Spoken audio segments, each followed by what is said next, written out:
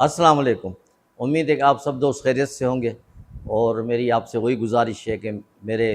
Media focus کو subscribe کریں، like کریں، بیل آئیکن کو دبائیں، اگر پسند آئے تو اپنے دوستوں کو بھی شیئر کریں، یہی میری کامیابی ہے۔ گزشتہ ہفتے بہت ایک بڑا واقعہ ہوا ہے بلوچستان کی تاریخ میں۔ یہ ایک اچھا واقعہ سمجھا جائے گا کہ پرائم منسٹر شہباز شریف، فیلڈ مارشل عاصم منیر صاحب اور کئی وزراء، فیڈرل وزراء، گورنر، سب وہاں بلوچستان میں پہنچے۔ وہاں عمائے دین سے انہوں نے خطاب کیا، وہاں کئی عمائے دین پورے بلوچستان سے آئے، اور ان لوگوں کو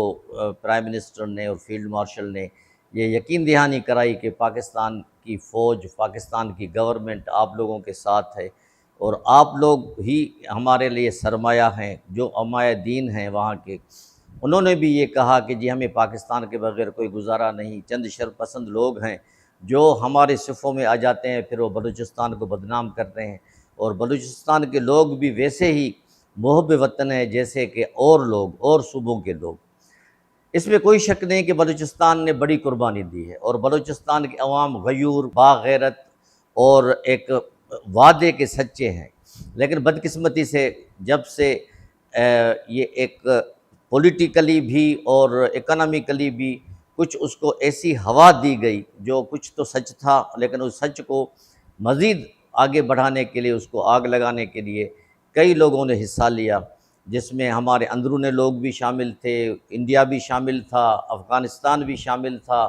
اور کسی حد تک کچھ ہمارے بلوچ ایران کے ساتھ مل کے کرتے تھے، لیکن ایرانی حکومت ان کو سپورٹ تو نہیں کرتی تھی، لیکن وہاں کچھ ایسے عناصر تھے جو ان کو سپورٹ کرتے تھے۔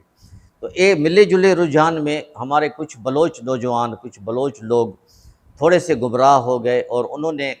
ان کو جب باہر سے پیسہ ملنا شروع ہو گیا، اور خاص کر کے راہ سے، اور چند مٹھی بھر لوگوں کو،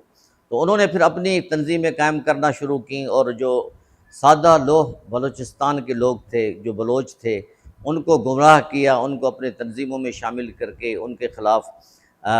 فوج کے خلاف، عوام کے خلاف وہ بقول ان کے کہ یہ جہاد تھا، جہاد کروایا، اور کئی بے گناہوں کو مارا گیا، کئی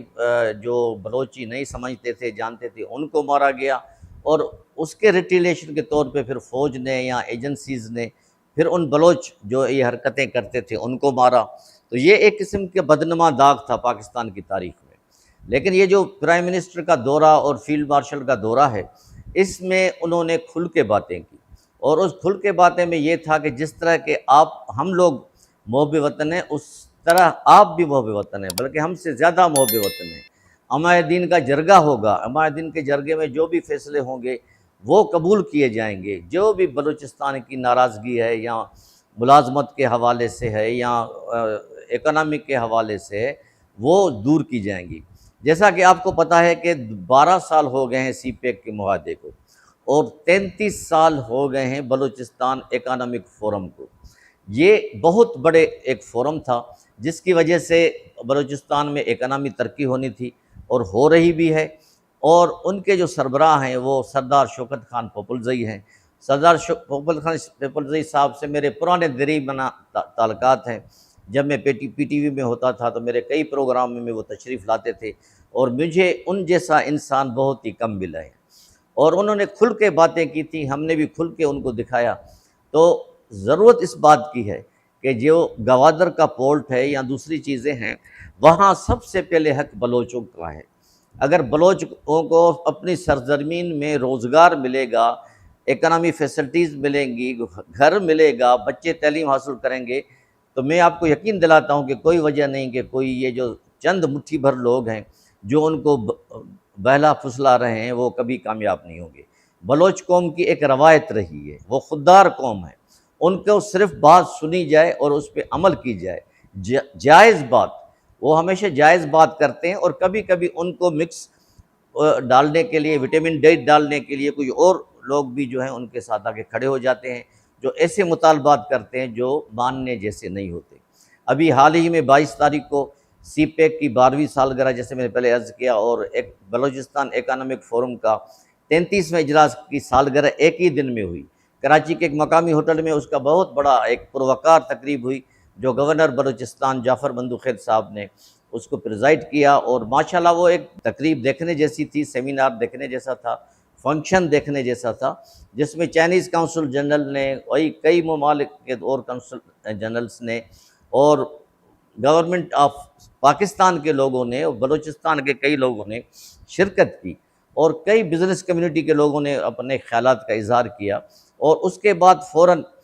پرائم منسٹر صاحب فیلڈ مارشل صاحب کو لے کے اور مختلف لوگوں کو لے کے، منسٹرز کو لے کے وہاں پہنچے ہیں بلوچستان میں، کوئٹہ میں، وہاں جرگے سے خطاب کیا ہے۔ مجھے امید ہے کہ یہ جرگے کے جو انہوں نے خطاب کیا ہے، یا ان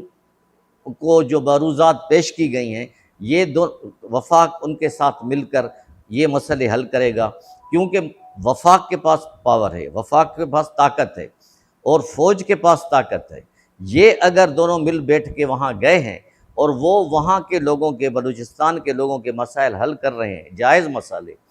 تو میں کہتا ہوں کہ کوئی وجہ نہیں کہ بلوچستان بھی ہمارے قومی دھارے میں نہ آئے۔ میری امید ہے، اور یہ میری خواہش بھی ہے، اللہ سے دعا بھی ہے کہ اللہ کرے بلوچستان کے حالات سدھر جائیں۔ بلوچستان ہمارا ایک قدرتی نعمتوں سے مالا مال صوبہ ہے۔ وہاں میں 3 سال رہا ہوں پی ٹی وی کوئٹہ میں، ایک دفعہ 1 سال دوبارہ رہا ہوں۔ یقین جانے تک میں نے تقریباً پورا بلوچستان گھوما ہے، وہاں میں نے شوٹنگ کی ہے، لیکن وہاں کے لوگ